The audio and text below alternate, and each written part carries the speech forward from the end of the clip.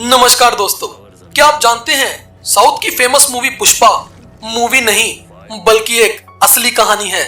क्या आप जानते हैं पुष्पा मूवी में दिखाई जाने वाली लाल चंदन और हाथी के दांतों की स्मगलिंग कोई मजाक नहीं बल्कि एक सच्ची घटना है। जी हाँ दोस्तों, पुष्पा मूवी एक ऐसे डाकू से इंस्पायर होकर बनाई गई है जिसने 40 साल तक तमिलनाडु और कर्नाटका के जंगल में राज किया है। जी हाँ दोस्तों, डाकू वीरप्पन से इंस्पायर होकर बनाई गई मूवी पुष्पा आज सारे रिकॉर्ड्स तोड़ती जा रही है। इस मूवी ने करीब 300 करोड़ से भी ज्यादा पैसे कमा लिए हैं। 40 साल तक तमिलनाडु के जंगलों में राज करने वाले इस डाकू को पकड़ना इतना आसान नहीं था। इसे पकड़ने के लिए सरकार ने कई बड़े इनाम रखे, यहाँ तक कि इसे पकड़ने के लिए सरकार ने 100 करोड़ तक खर्च कर डाले। कहा जाता है कि वीरप्पन इतना खूंखार था कि उसने एक बार कन्नड़ के मशहूर एक्टर राजकुमार को भी किडनैप कर लिया था। दोस्तों, बात है 18 अक्टूबर 2006। देश के सभी न्यूज चैनल पर एक ही खबर थी कि खूंखार डाकू वीरप्पन एक इनकाउंटर में मारा गया। कहा जाता था कि वीरप्पन को पकड़ना लगभग नामुमकिन था, लेकिन इस खबर को सुनते ही लोगों के मन में एक ही सवाल था कि आखिर वीरप्पन का इनकाउंटर कैसे हो सकता है, क्योंकि वीरप्पन किसी की पकड़ में नहीं आता था। तो दोस्तों, पुष्पा मूवी में दिखाए गए खूंखार डाकू वीरप्पन की जिंदगी के बारे में जानने के लिए वीडियो को लास्ट तक जरूर देखें।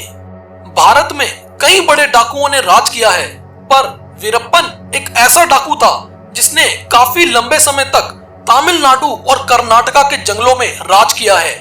कहा जाता है कि जंगल ही उसका घर था और जंगल का ऐसा कोई रास्ता नहीं था जिसके बारे में वीरप्पन नहीं जानता था। पुलिस से बचने के लिए वीरप्पन इन्हीं जंगलों में छुपता था। यह जंगल इतने गहरे हैं कि अच्छे अच्छे पुलिस वाले भी इन जंगलों में भटक जाते थे। लेकिन सवाल यह है कि आखिर इतना खूंखार डाकू मारा कैसे गया।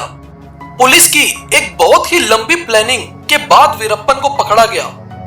तब पुलिस ने वीरप्पन को पकड़ने का एक भी मौका नहीं गवाया।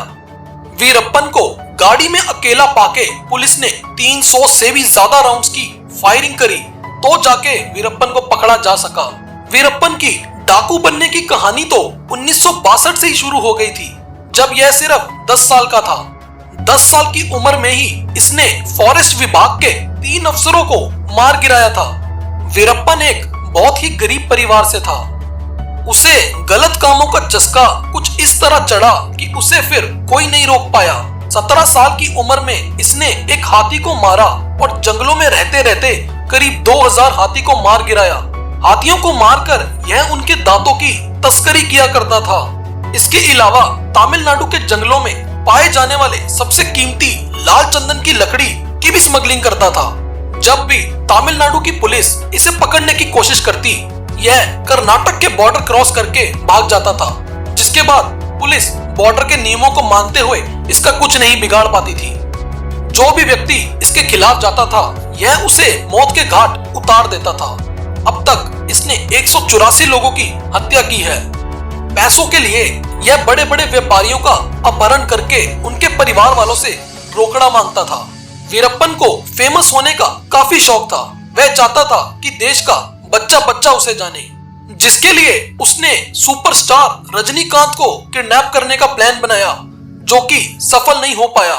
यहाँ तक कि 2002 में एक मिनिस्टर नगप्पा को किडनैप कर लिया और मांग पूरी ना होने पर वीरप्पन ने उसे मार गिराया। उस समय वीरप्पन का डर और दहशत इतनी ज्यादा बढ़ चुकी थी कि सरकार हार मानने लगी थी।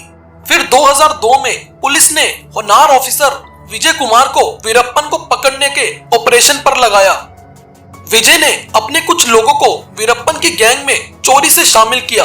वीरप्पन अपनी हर बातों को वीडियो के माध्यम से लोगों तक पहुंचाता था। विजय ने ध्यान से वीरप्पन की एक वीडियो को देखा और उन्हें पता चला कि वीरप्पन की एक आंख में दिक्कत है। विजय ने दिमाग लगाया कि वीरप्पन अपनी एक आंख के इलाज के लिए जंगलों से बाहर जरूर निकलेगा। जो बात आगे चल के सच निकली। वीरप्पन की गैंग में विजय के लोगों ने वीरप्पन को आंखें खराब हो जाने का डर डाला और कहा कि इसका इलाज जल्द से जल्द कराना होगा। वीरप्पन ने इलाज के लिए एक प्लान बनाया जिसमें सड़क के किनारे एम्बुलेंस आएगी और इलाज के लिए जाया जाएगा, जबकि असल में एम्बुलेंस में बैठे ड्राइवर और वार्डन विजय कुमार के आदमी थे। थोड़ी ही दूर जाके ड्राइवर ने एम्बुलेंस को रोक दिया और ड्राइवर और वार्डन दोनों ही चुपके से गाड़ी से भाग निकले। फिर जो हुआ वो इतिहास बन गया। चंद ही मिनटों में पुलिस वालों ने गाड़ी को चारों तरफ से घेर लिया और लगातार फायरिंग शुरू कर दी। कहा जाता है कि पुलिस ने वीरप्पन को सरेंडर करने का मौका दिया था, पर वीरप्पन ने उनपे फायरिंग शुरू कर दी, जिसके चलते पुलिस वालों ने 300 से भी ज्यादा फायरिंग के राउंड्स करके वीरप्पन का एनकाउंटर कर दिया, जिसके लिए विजय कुमार को मेडल भी मिले। तो दोस्तों, यह थी कुख्यात डाकू वीरप्पन की कहानी। तो दोस्तों, अगर वीडियो अच्छी लगी हो तो लाइक और चैनल को सब्सक्राइब जरूर कर देना, क्योंकि इसी तरह हम आपके लिए नई नई वीडियोस लाते रहेंगे। तो मिलते हैं आपसे एक अगली वीडियो में।